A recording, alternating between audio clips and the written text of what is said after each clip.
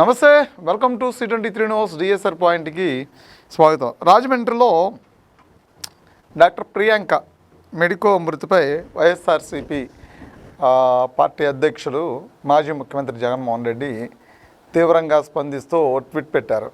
ఎగ్జాక్ట్గా ఈ అంశంలో ఎవరు ఉన్నా ఎంతవారు ఉన్నా సరే ఈ విషయంలో చర్యలు తీసుకోవడంలో మాత్రం ఎక్కడ జాప్యం జరగకూడదు.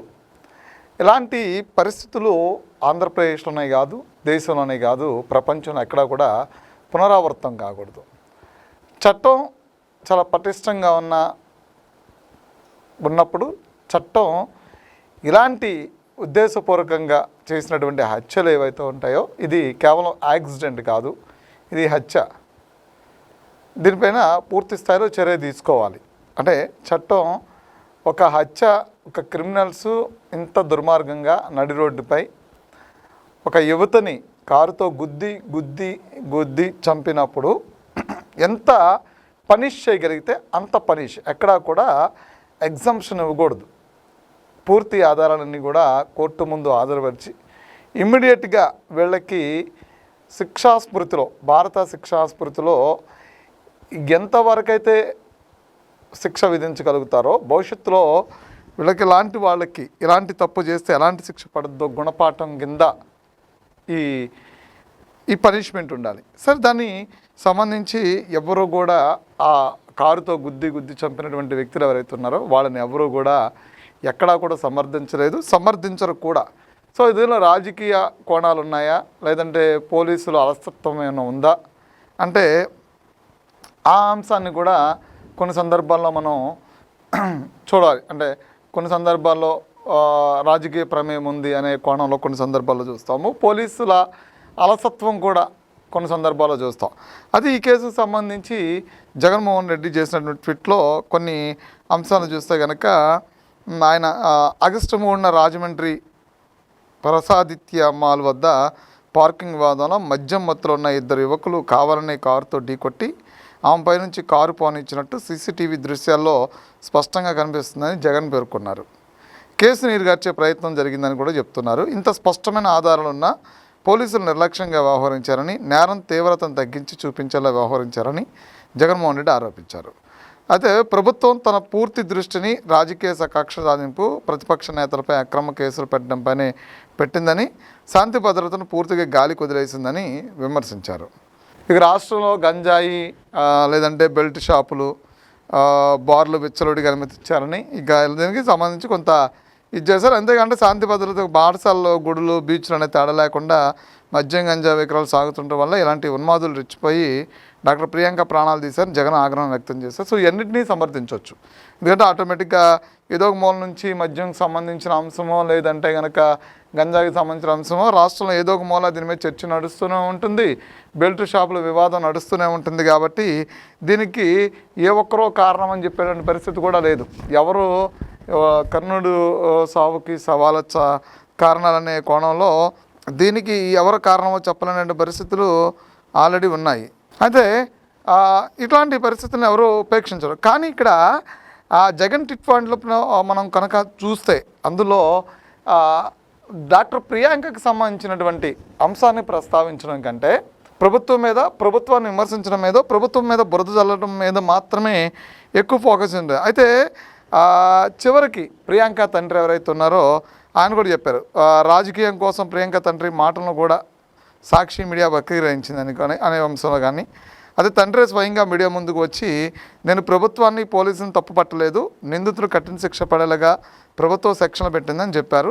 శవాల మీద పేలాలు వెరుకుని మీ రాజకీయాల కోసం మా కుటుంబంలో ఆవేదనని వాడుకోవద్దని కూడా ఆయన చెప్పారు. అంతేగాని రాష్ట్రం శాంతి భద్రత గురించి మాట్లాడే ముందు 5 ఏళ్ల జగన్ పాలనలో జరిగినటువంటి అరాచకాలను ఒకసారి గుర్తుంచుకోవడమే కాకుండా ఇలాంటి ఘోరమైనటువంటి సంఘటనలకు సంబంధించినటువంటి రాజకీయ కోణాలు ఏవైతే ఉన్నాయో వాటిని కూడా జగన్మోహన్ రెడ్డి గారు ఆపిస్తే బెటర్. ఎందుకంటే రాష్ట్రంలో ఏది జరిగినా రాజకీయంగా వాడుకుంటామంటే రాజకీయాలకు సంబంధించినటువంటి వాడుకోవాలి. ఇలాంటి వాటి దగ్గర కూడా రాజకీయాలు వాడుకోవడం అంటే 3వ తారీఖు నైటు ఇన్సిడెంట్ జరిగింది. 3వ తారీఖు నైటే పోలీసులు దానికి సంబంధించి కేసు నమోదు చేశారు. తర్వాత ఫర్దర్గా ఈ కేసుని దర్యాప్తు చేశారు. దర్యాప్తులో భాగంగా అది యాక్సిడెంటా లేదంటే ఉద్దేశపూర్వకంగా హిట్ అండ్ రన్ అనుకున్నారు, కానీ ఇది హిట్ అండ్ రన్ కాదు. ఉద్దేశపూర్వకంగానే వాళ్ళు ఆ 1కి 3 సార్లు ఆ వెహికల్ని డాష్ ఇచ్చి ఆవిడ కింద పడిన తర్వాత ఆవిడ మీద కారు ఎక్కించి తొక్కి ఆవిడ ప్రాణాలు రోజు పోవడానికి కారణమయ్యారనేది కూడా పోలీసు ఇన్వెస్టిగేషన్లో తేలింది. దానికి సంబంధించినటువంటి ఎంబటినే సంబంధిత సెక్షన్లు ఏవైతే ఉన్నాయో ఆ సెక్షన్లు నమోదు చేశారు. ఇమీడియట్గా వాళ్ళ మీద అరెస్ట్ చేశారు, వాళ్ళ మీద యాక్షన్ కూడా తీసుకున్నారు. అంటే అరెస్ట్ చేయడం, జైలుకి పంపడం, సంబంధించినటువంటి ఆధారాలన్నీ సేకరించడం, ఎక్కడా కూడా నిందితులకు సంబంధించినటువంటి పాజిటివ్గా ఎక్కడా కూడా పనిచేసినట్లు లేవు. ప్రభుత్వం కూడా దాని మీద సీరియస్ అవ్వడమే కాకుండా ఇమ్మీడియట్గా యాక్షన్ తీసుకోండి. మొదట ఈ కేసుని నమోదు చేసినప్పుడు అది హిట్ అండ్ రన్ అనుకున్నారు, హిట్ అండ్ రన్ కాదు అని తెలియనప్పటినీ కూడా ప్రభుత్వం ఇమ్మీడియట్గా వాళ్ళని విడిచిపెట్టే ప్రసక్తి లేదని కూడా చెప్పడం జరిగింది. ముఖ్యమంత్రి కూడా స్పందించారు.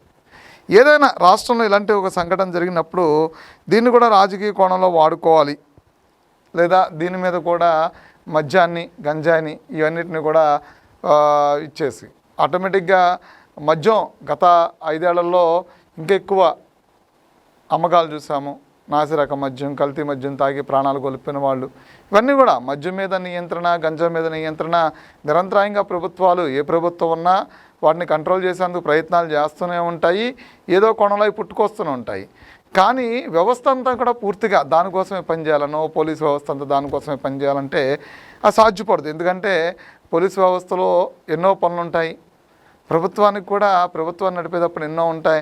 కానీ ఇక్కడ ఎక్కడెక్కడ దీని మీద ఉక్కుపాదం మోపుతూ వస్తున్నా సరే దీనికి పూర్తి స్థాయిలో కంట్రోల్ చేయాలంటే అది ఒక రోజులోనో, ఒక వారంలోనో, ఒక సంవత్సరంలోనో అయ్యే పని కాదు, సంవత్సరాలు పడుతూ ఉంటాయి. కానీ కొంతవరకు ప్రభుత్వాలు మారిన ప్రతిసారి కూడా కొంత బెటర్మెంట్ చూపిస్తూనే ఉంటున్నారు. ఇప్పుడు కూడా కూటమి ప్రభుత్వం అధికారంలోకి వచ్చిన తర్వాత గంజా నియంత్రణ మీద బెటర్మెంట్ చూపిస్తూనే ఉన్నారు, గంజా మీద ప్రత్యేకించి డ్రైవ్లు నడుపుతూ ఉన్నారు. అదేవిధంగా మద్యం దాని మీద కూడా కంట్రోల్ టైమింగ్ పెట్టారు బాగానే, దాని మీద కూడా కొత్త పాలసీలు తీసుకురావడం, ఇవన్నీ కూడా బాగానే ఏర్పాటు చేశారు. కానీ ఒక వ్యక్తుల దుర్మార్గాన్ని ఇక్కడ ప్రధానంగా ప్రశ్నించాల్సింది, ఒక ఇద్దరు వ్యక్తుల దుర్మార్గాన్ని, నాశనం అయిపోయినటువంటి ఒక ఆడపిల్ల జీవితమే కాదు, ఒక మెడుగో జీవితమే కాదు, ఒక ఆడపిల్ల జీవితాన్ని కానీ ప్రధానంగా ఇక్కడ ప్రస్తావించాల్సిన అంశం. కానీ దీనిలో కూడా రాజకీయాలు చేయడమనో, రాజకీయ కోణమనో, లేదంటే దీనికోసం లాజిక్లు వాడటమనో, ఇదంతా వేస్ట్. లాజిక్లు, యాక్సిడెంట్ ఎలా జరిగింది, అలా జరిగింది, ఇలా జరిగింది అని కాదు. ప్రధానంగా మనం చూస్తే ఉద్దేశపూర్వకంగా వాళ్ళు చేశారనేది స్పష్టంగా కనిపిస్తున్నప్పుడు వాళ్ళ మీద ప్రభుత్వం, అదేవిధంగా పోలీసులు ఎటువంటి యాక్షన్ తీసుకుంటున్నారు, బలమైనటువంటి యాక్షన్ తీసుకున్నారా లేదా, బలమైనటువంటి శిక్షాస్ఫూర్తికి వాళ్ళు అర్హులైనప్పుడు ఆ స్థాయిలో వాళ్ళకి శిక్ష పడుతుందా లేదా, ఇది మరొకరికి గుణపాఠంగా మారుతుందా లేదా, మద్యం మత్తులో చేశారా లేదంటే ఉద్దేశపూర్వకంగా, ఇవన్నీ కూడా కాదు.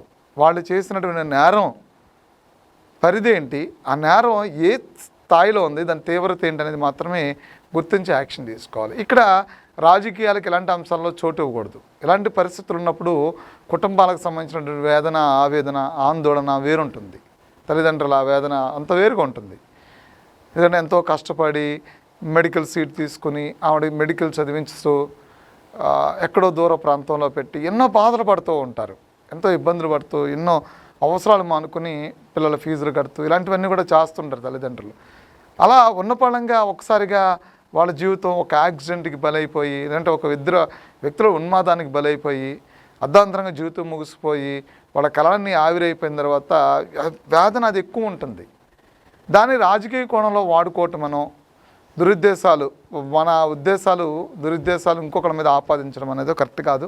రాజకీయ కోణంలో ట్వీట్ చేయడానికి ఇది కరెక్ట్గా సందర్భం కాదు. ఎందుకంటే జగన్మోహన్ రెడ్డి గారికి ఒక పాయింట్ కూడా చెప్పొచ్చు. రీసెంట్గా జరిగినటువంటి సిద్రి అప్పలరాజు ఇప్పుడు జైల్లో ఉన్నాడు. ఎందుకున్నాడు, ఆయన అబ్బాయి చాలా వేగంగా బండి దోలుతూ ఒక అతన్ని చంపి, పశువుల కావరిని చంపి పట్టించుకోకుండా వెళ్ళిపోతే అతను చనిపోయిన తర్వాత ఆ కేసుని తారుమారు చేసే ప్రయత్నం చేశాడు కూడా. అలాంటివి కూడా కొన్ని ఉన్నాయి. అవి కూడా దృష్టిలో పెట్టుకుని రాజకీయ కోణంలో అక్కడ మాట్లాడినప్పుడు ఆయన చిన్న యాక్సిడెంట్ చేస్తే పిల్లల్ని శిక్షిస్తారా, వాళ్ళు అది నేరం అది అని ప్రశ్నించిన ఆయన ఇవాళ ఇలాంటి ఉద్దేశపూర్వకంగా కొంతమంది వ్యక్తులు చంపేసినప్పుడు రాజకీయంగా వాడుకోకూడదు. సో అలా అయితే అలా రాజకీయంగా వాడుకోవడం, ఇలా అయితే ఇలా రాజకీయంగా వాడుకోవడం అనేది, ఇలాంటి రాజకీయాలను వదిలేసి నిజాయితీతో కూడినటువంటి రాజకీయాలు, అంటే ప్రజలకి మంచి జరిగేటువంటి రాజకీయాలు చేయాలి. Thank you.